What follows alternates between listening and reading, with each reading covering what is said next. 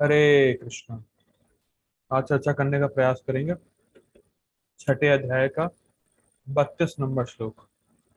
आत्मौपम्येन सर्वत्र समं पश्यति यो अर्जुन, सुखम वा यदि वा दुःखम स योगी परमो मतः। आत्मौपम्येन सर्वत्र समं पश्यति यो अर्जुन, सुखम वा यदि वा दुःखम स योगी परमो मतः। आत्म औपमन आत्म औपमन आत्म औपमयेन आत्मोपम आत्मोपमयेन सर्वत्र। ठीक है, देखिए उपमा सुना है आप लोगों ने। उपमा उपमा मतलब किसी की तुलना करना, तो वहीं से आया उपमयेन, वहीं से आया है। देखिए आत्म आत्मोपमेन मतलब अपनी तुलना के द्वारा। सर्वत्र, सर्वत्र मतलब सभी का या हर जगह। समम पश्यति ओ अर्जुना, हे अर्जुन, जो योगी सम रूप से देखता है। समम पश्यति, पश्यति मतलब देखना, समम मतलब समान रूप से। तो हे अर्जुन, जो योगी समान रूप से देखता है, अर्थात सभी जीवों को अपने से अलग नहीं देखता। यानी वो समझता है कि मैं जो हूं वो भी भगवान का दास हूं, मैं कृष्ण का दास हूं। और जो लोग मुझे दिख रहे हैं, जो अदर जीव दिख रहे हैं, वो भी सब कृष्ण के दास हैं। ठीक है, बात समझ में आ रही है। आत्म आत्मापमेन मतलब अपनी तुलना, अपनी तुलना मतलब देखता है कि जो भी लोग मुझे दिख रहे हैं हर जगह, वो मेरी तुलना मतलब मेरे ही समान है। मेरे ही समान मतलब मैं तो कृष्ण का दास हूं ही, सामने वाले भी कृष्ण के दास हैं। वो सबको समान रूप से देखता है। ठीक है अर्जुन। अब किस कंडीशन में देखता है? सुखम वा यदि वा दुखम स योगी परमो मतः। जैसे जिन वस्तु से योगी सुखी होता है, ऐसे वो समझता है इससे अन्य लोग भी सुखी होते हैं। और जिस प्रकार से उसको दुख होता है, उसको दुख अच्छे नहीं लगते, उसी प्रकार से वो दूसरों को भी दुख नहीं देना चाहता।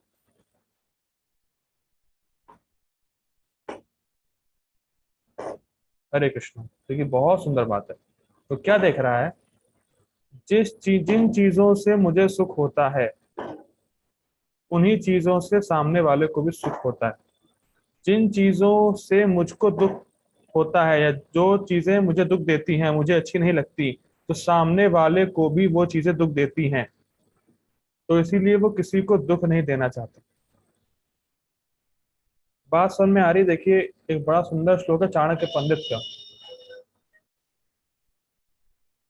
चाणक्य पंडित का बड़ा सुंदर श्लोक है। मात्रवत परदारेषु परद्रव्येषु लोष्टवत आत्मवत सर्वभूतेषु यह पश्यति स पंडितः। चाणक्य पंडित बोलते हैं कि पंडित कौन है? मात्रवत परदारेषु, दूसरे की स्त्री को माँ के समान देखना। परद्रव्येषु लोष्टवत, दूसरे की संपत्ति को कंकड़ पत्थर के समान देखना। आत्मवत सर्वभूतेषु, अपने ही समान सभी जीवों को देखना। यही बात भगवान बता रहे हैं। सह पश्यति स पंडित। जो व्यक्ति ऐसा देखता है वही वास्तव में ज्ञानी है, पंडित। भगवान भी बता रहे हैं। ठीक है। देखिए जब हम दूसरों को दुख देते हैं, बहुत सुंदर बात है, जब हम दूसरों को दुख देते हैं तो हम भूल जाते हैं कि अगर वही बात हमें कही जाए तो हमें बहुत दुख होगा। क्या आप लोगों का ऐसा अनुभव है? आपने किसी को बहुत कड़वा बोला, लेकिन आप ये नहीं सोच रहे अगर वही बात अगर कोई आपको बोले तो आपको बड़ा दुख होगा। या हमारे साथ कोई ऐसा बिहेव करे तो जितना दुख हमें होगा उतना ही सामने वाले को भी होता है भैया।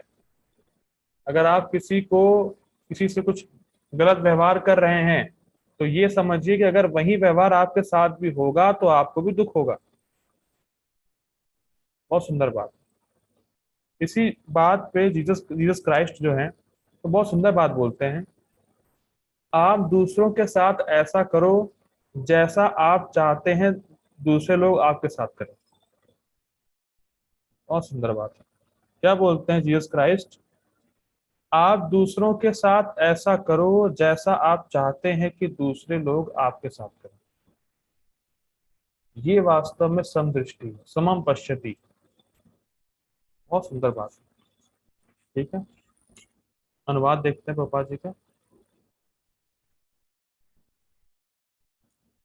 हे अर्जुन, वह पूर्ण योगी है जो अपनी तुलना से समस्त प्राणियों की उनके सुखों तथा दुखों में वास्तविक समानता का दर्शन करता है।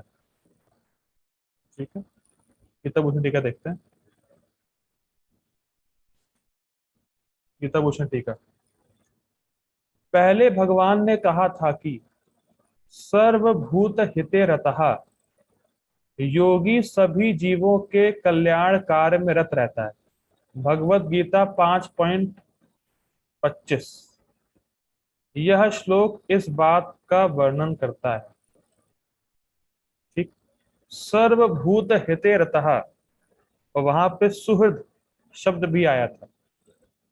तो एक भक्त जो होता है वो सभी का शुभ चिंतक होता है, वो किसी से द्वेष नहीं करता। ये एक बहुत ही इंपॉर्टेंट गुण है भक्त का। वो सभी का शुभ चिंतक है, किसी से द्वेष नहीं करता, इसीलिए सभी जीवों के कल्याण कार्य में रत रहता है। ये पहले भी बताया था। शुभदा, जो व्यक्ति शुद्ध भक्ति कर रहा है तो शुद्ध भक्ति का लक्षण है शुभदा। शुभदा यानी मतलब शुभ देने वाला। वो ऑटोमेटिकली, उसका स्वभाव ही है कि वो सभी का शुभ करे। जो व्यक्ति शुद्ध भक्ति कर रहा है उसका वो स्वभाव ही बन जाता है कि वो दूसरों का शुभ करे, दूसरों का कल्याण करे। और ये बात हुई थी पहले कि जो शुद्ध भक्त होता है उसमें देवताओं के सारे गुण आ जाते हैं। जो व्यक्ति शुद्ध भक्ति कर रहा है उसमें देवताओं के सारे गुण तो आते हैं, लेकिन दो बहुत विशेष गुण आते हैं कि भक्त सबसे प्रेम करता है और सभी जीव उससे प्रेम करते हैं। देवताओं के गुण तो आते ही हैं एक शुद्ध भक्ति में, लेकिन ये दो विशेष गुण हैं। तो क्या? कि भक्त सबसे प्रेम करता है, सारे जीवों से, चाहे वो मनुष्य हो, जानवर हो, कोई भी हो, वो सभी जीवों से प्रेम करता है और सभी जीव उससे प्रेम करते हैं। ये एक शुद्ध भक्त का बहुत विशेष गुण है। ठीक है, आगे पढ़ते हैं। वह सभी परिस्थितियों में, बहुत सुंदर लाइन है ये लाइन, बस जितनी बोलना आसान है उतना ही पालन करना बहुत टफ है। देखिए, वह सभी परिस्थितियों में अन्यों के सुख और दुख को ऐसे देखता है जैसे वह अपने सुख और दुख को देखता है। बहुत मतलब गजब की लाइन है। बस बोलने में बड़ा आसान लग रहा है, लिखा बहुत सिंपल, लेकिन इसका पालन करना, जीवन में उसको अपनाना, ये बहुत कठिन है। हरे कृष्णा प्रभु जी। प्रभु जी अपना वीडियो ऑफ ही कर लीजिए आप। हरे कृष्ण। अपना वीडियो ऑफ कर लीजिए। ठीक है। हरी हरी। ठीक है, बहुत सुंदर बात है। देखिए, जो सुख और दुख दूसरों का है उसको अपने ही समान मानना। देखिए, एक बार की बात है, किसी टेम्पल की बात है, भक्त बता रहे थे कि संडे फीस्ट था, तो एक भक्त बहुत मीठा खा रहे थे, जो मिठाई थी वो ज्यादा खा रहे थे। तो उनसे कहा गया कि भाई आप इतना क्यों खा रहे हैं मीठा? तो उन्होंने कहा कि मुझे मीठा बहुत पसंद है, मुझे बहुत अच्छा लगता है। तो भक्त ने कहा ठीक है, लेकिन क्या और लोगों को अच्छा नहीं लगता? अगर आप ही सब खा लेंगे तो और क्या खाएंगे? और लोगों को कुछ मिलेगा नहीं। बात समझ में आ रही है? बहुत सिंपल सी बात है। आप कह रहे हैं मुझे अच्छा लगता है, वो आप खाए जा रहे हैं, लेकिन क्या औरों को अच्छा नहीं लगता? और मान लीजिए कदाचित आपको ना मिलता मीठा, तो कैसा फील होता है आपको? तो आप वो क्यों नहीं सोच रहे? क्योंकि बहुत बहुत सुंदर बात है, अपने सुख दुख को अन्यों के सुख दुख से मिलाना। कि जिस चीज से मुझे सुख होता है, जिस चीज से मुझे दुख होता है, सामने वाले को भी होता होगा। जैसे मान लीजिए आप किसी की पीठ पीछे निंदा कर रहे हैं, यार ये व्यक्ति ऐसा है वैसा है, बुरा बोल रहे हैं। इमेजिन करिए अगर वो व्यक्ति आपके सामने खड़ा होता तो उसको कैसा लगता? अगर आप ये सोचेंगे तो आप निंदा करना बंद कर देंगे। बहुत बहुत सुंदर बात है। इसका पालन करना बहुत टफ है। क्यों टफ है? क्योंकि जब भगवान बोल रहे हैं कि ऐसा व्यक्ति परम योगी है, तो गुण भी तो टफ होगा ना। ये गुण बहुत टफ है। हम तो बस चर्चा कर रहे हैं इस गुण का। और एक और बहुत सुंदर सी बात देखिए, कभी जब हमें दुख होता है तो हम अपने दुख को कम करने के लिए कुछ भी करने को रेडी रहते हैं। जैसे मान लीजिए कोई बीमारी है, दवा ले लेंगे, या कुछ पैसे की कमी है, पैसा कमाएंगे, मतलब किसी प्रकार से जो हमें दुख होगा तो उस दुख को कम करने का हम पूरा प्रयास करते हैं। चाहे दवा से, चाहे पैसे से, चाहे किसी भी कोई भी सोर्स हो, हम अपने दुख को कम करने का पूरा प्रयास करते हैं। ठीक। बस क्या हम दूसरों के दुख को कम करने के बारे में उतना ही प्रयास करते हैं, उतना ही सोचते हैं? हमें कोई दुख आ जाए तो हम अपने दुख को कम करने के लिए, खत्म करने के लिए पूरा प्रयास करेंगे, दिन रात सोचते ही रहेंगे। लेकिन क्या जब दूसरे को दुख आता है तो क्या दूसरे को दुख को भी कम करने का हम उतना ही प्रयास करते हैं, उतना ही सोचते हैं जितना अपने बारे में सोचते हैं? ये विचारणीय बात।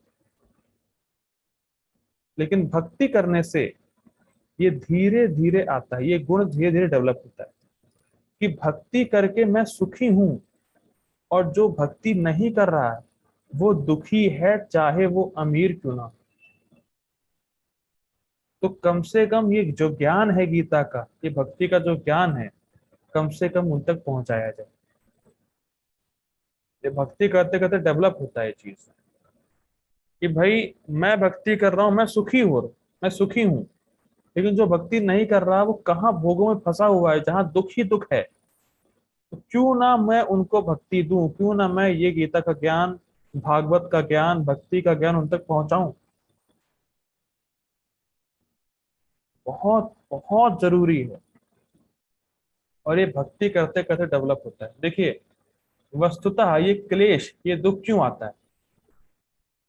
जब पता चल जाए कि ये दुख क्यों आता है तो आपको समझ आ जाएगा कि क्यों नहीं आएंगे। कैच हुआ पॉइंट? जब आप समझ गए कि दुख क्यों आता है तो आप ये भी समझ जाएंगे कि क्यों नहीं आए। तो जीव दुख की परिस्थिति में क्यों है, उसका एक ही मूल कारण है, एक, बस एक। कृष्ण भूलिया जीव अनादिर बहिर्मुख, अतएव, this is the only reason, माया दे तार संसार दुख। अनादि काल से जीव भगवान से विमुख है, बहिर्मुख है, इसीलिए माया उसको दुख दे रही है। अब ये समझते हुए कि जीव के दुख का एकमात्र कारण, एक मूल कारण भगवान से विमुखता है, भक्त इसको समझते हुए दूसरों को ज्ञान देने का प्रयास करता है। अन्यथा गरीब भी जल रहा है और अमीर भी उसी मात्रा में जल रहा है। जलने का मतलब कष्ट भोग रहा है। तीन ताप, आदि दैविक, आदि भौतिक, आदि आत्मिक। बहुत जरूरी है कि हम दूसरों के दुख को भी समझें। बहुत जरूरी है, वही परम योगी। तो हमें दूसरों को ये ज्ञान देना और प्रीचिंग करना बहुत जरूरी है मेरे भाइयों, बहुत जरूरी। जरूर करना चाहिए। यही है सच्चे भक्त का भाव। मैं एक जगह पढ़ रहा था, किसी महाराज की बात थी। वो कह रहे थे प्रभुपाद जी का एक ही मूड था, प्रचार। और भगवान का भी यही मूड है, प्रचार। तो हम प्रभुपाद जी को सबसे अधिक संतुष्ट प्रचार के माध्यम से ही कर सकते हैं। ये बहुत जरूरी है। और प्रचार से क्या होगा? हम दूसरों के दुखों को कम कर रहे हैं। और उससे पहले तो ये समझे कि दूसरों के दुख, पहले उससे पहले तो हम ये समझें कि दूसरों के दुख है क्या, और दूसरों के दुख को कम करने का प्रयास होना चाहिए। जितना हम अपने दुख को कम करने का प्रयास और सोचते हैं, उतना ही ये भाव होना चाहिए कि मैं दूसरों के दुख को भी कम करूं।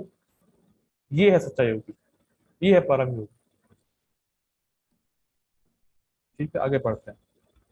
जैसे वह अपने लिए सुख चाहता है, उसी प्रकार वह दूसरों के लिए सुख चाहता है। कितनी सुंदर बात है। और आजकल इस भौतिक जगत में जहां इंद्र तृप्ति अधिक है, लोग चाहते हैं मुझे सुख मिले, सामने वाले को दुख मिले। पर दुख सुखी आज के लोग हैं। भाई उसके पास कुछ ना हो, मेरे पास सब कुछ हो। वो गड्ढे में जाए, बस मुझे आराम, मुझे इंद्र तृप्ति मिलती रहे। वो भले ही गड्ढे में जाए, तो कुछ भी हो, कोई फर्क नहीं पड़ता सामने वाले का, पर मैं सुखी होना चाहिए।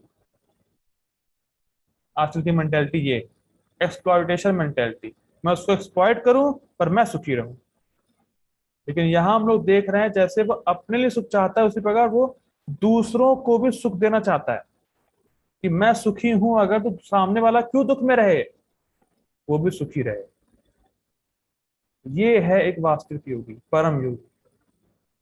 वह दूसरों के लिए सुख चाहता है, परंतु वह दूसरों के लिए दुख नहीं चाहता। पर दुख दुखी, ये है वैष्णव। सामने वाला दुख में है, तो क्यों दुख में रहे वो। जब मैं भक्ति करके सुखी हूं, तो सामने वाला क्यों दुख में रहे। उसको भी सुखी करना चाहिए, उसको भी भक्ति देनी चाहिए।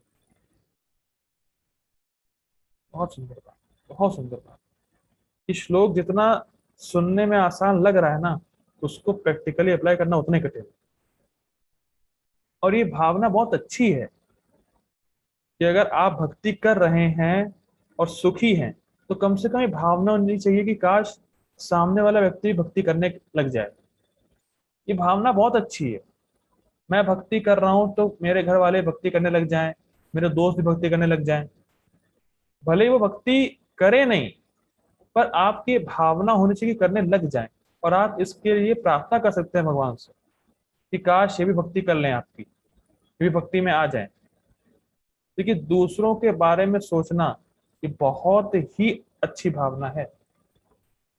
और एक भक्त बता रहे थे, महाराज जी बता रहे थे, जब हम दूसरों के दुख के बारे में सोचते हैं, तो अपना दुख हम भूल जाते हैं। जब हम देखते हैं सामने वाला कितना कष्ट में है, तो हमें भले ही कितना दुख हो, हम भूल जाते हैं। जैसे प्रभुपाद जी, 2 हार्ट अटैक आए, फिर भी नहीं, मुझे आके प्रचार करना। जो लोग दुखी हैं, जो लोग भक्ति नहीं कर रहे, उनको सुखी करना है, भले ही मुझे कितना कष्ट आ रहे। तो ये है सच्चा वैष्णव। कम से कम भक्ति आप उनको नहीं दे सकते, कन्विंस नहीं करके, कम से कम उनके लिए प्रार्थना तो कर सकते हैं कि भैया वो भक्ति करने लग जाएं। कहीं ना कहीं किसी भक्त के संग में आके कम से कम भक्ति में थोड़ा सा आगे बढ़ सके, भक्ति में एंट्री कर सके।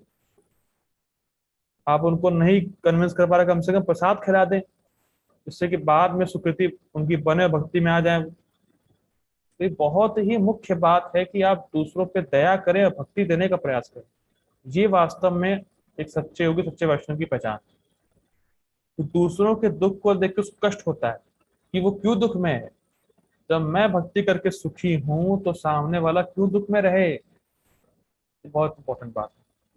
ठीक है, भगवान क्या बोले देखिए, मेरे अनुसार ऐसा योगी सर्वश्रेष्ठ है। ऐसा योगी जो सभी पर कृपालु होता है और दूसरों के सुख दुख को अपना मानता है। बहुत ही कठिन, लेकिन बहुत ही इंपॉर्टेंट वर्ड्स है। भगवान के अनुसार वो टॉप मोस्ट योगी। और अब देखिए, बहुत इंपॉर्टेंट बात आने वाली है। यद्यपि कोई तत्वज्ञ हो सकता है, परंतु यदि उसकी विषम दृष्टि है, तो उसको सर्वश्रेष्ठ योगी नहीं माना जाना चाहिए। जबरदस्त लाइन। हो सकता है कोई योगी शास्त्रों को उस तरह से ना जानता हो, जो एक तत्व के जानने वाला है। जो व्यक्ति तत्व में जानता है, हो सकता है उस प्रकार से योगी ना जानता हो, लेकिन जब कोई भौतिक परिस्थिति आई, तब वो क्या करता है, उस पर निर्भर करता है कि वो परम योगी है या नहीं। बहुत सुंदर। हो सकता है तत्व ज्ञान को हम जानते हो अच्छी तरीके से, और हम जानते भी हैं कि हम आत्मा है, लेकिन फिर भी तो जगत में शत्रु और मित्र देखते हैं। अरे ये तो शत्रु है मेरा, इसने ऐसा कैसे बोल दिया मेरे साथ, इसने करेक्शन किया मेरा कि ये तुम्हें ऐसा नहीं ऐसा करना चाहिए। हम जान रहे हैं कि सब आत्मा है, सब कृष्ण के हैं, लेकिन फिर भी तो शत्रु और मित्र की भावना आती है। तो हम तत्व के तो हैं, हम जान रहे हैं चीजें, लेकिन फिर भी अगर कोई भौतिक परिस्थिति अगर ऐसी आ गई, किसी ने मान लीजिए कुछ उल्टा बोल दिया, तुरंत ये मेरा शत्रु है।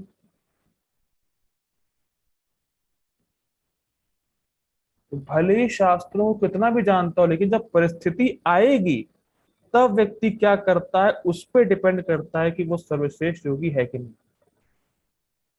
और शत्रु मित्र क्यों आते हैं, उसका उसका रूट कॉज कहाँ है? इंद्र तृप्ति। अगर व्यक्ति इंद्र तृप्ति देगा मुझे, शत्रु है, नहीं देगा तो, सॉरी, देगा तो मित्र है, नहीं देगा शत्रु है। तो केवल तत्व ज्ञाता होना इज नॉट सफिशिएंट, क्योंकि अगर विषम दृष्टि नहीं है, विषम मतलब बायस्ड, ये अच्छा है ये बुरा है, बहुत इंपॉर्टेंट। देखिए कोई व्यक्ति अगर गलत है भी, फॉर एग्जाम्पल लेट्स से कोई व्यक्ति गलत है भी, तो केवल अविद्या की वजह से उसको भी नहीं पता कि वो क्या कर रहा है। तो बहुत फिर धीरे जा रहा हूँ। कोई व्यक्ति अगर आपको लगता है गलत है भी, ठीक, तो केवल अविद्या की वजह से उसको भी पता नहीं कि वो क्या कर रहा है, बल्कि देखा जाए तो वास्तव में इंद्रियां द्वारा वो खींचा जा रहा है, अपने स्वभाव द्वारा वो खींच लिया जा रहा है। तो अगर कोई व्यक्ति गलत है तो उससे दूर रहें, पर उससे घृणा नहीं करनी चाहिए, उससे हेट नहीं करना चाहिए, उससे द्वेष नहीं करना चाहिए, क्योंकि आत्मा के रूप में वो उतना ही शुद्ध है जितना आप हैं। आत्मा के रूप में वो उतना ही कृष्ण का दास है जितना आप हैं। बात समझ में आ रही है? कोई व्यक्ति अगर गलत कर भी रहा है तो उस पे आप ऐसा समझिए कि उसको भी नहीं समझ में आ रहा वो कर क्या रहा है। अविद्या, उसका मन, उसका स्वभाव, उसकी भोग वासनाएं, उसके बोझ के तले वो दबा हुआ है। लेकिन आत्मा के रूप में, जीव के रूप में वो उतना ही कृष्ण का दास है जितना आप हैं। वो उतना ही शुद्ध है जितना आप शुद्ध हैं आत्मा के स्तर पर। लेकिन स्वभाव उसका ऐसा है कि वो ऐसे कार्य करने पर मजबूर है, ना चाहते हुए भी करना पड़ रहा है। इस संबंध में जीसस क्राइस्ट बहुत सुंदर बोलते हैं, hate the sinner, sorry, hate the sin not the sinner, hate the disease not the diseased. बहुत सुंदर गुण है। हम लोग क्या सीख रहे हैं, मैं फिर रिपीट करता हूँ, बहुत सुंदर। आज क्लास बहुत जबरदस्त है कि अपने सुख दुख, मतलब जो आप सुख दुख समझते हैं अपने लिए, वही दूसरों के लिए भी समझें। अगर आप उस स्थिति में होते, आपको दुख होता, तो सामने वाले को भी होता है। ये बहुत सुंदर बात। ठीक है, तो हम लोग प्रोपा जी का तात्पर्य लेंगे। तो मैं नेक्स्ट मीटिंग ऑन कर रहा हूँ। So I request all of you to join again. Hare Krishna.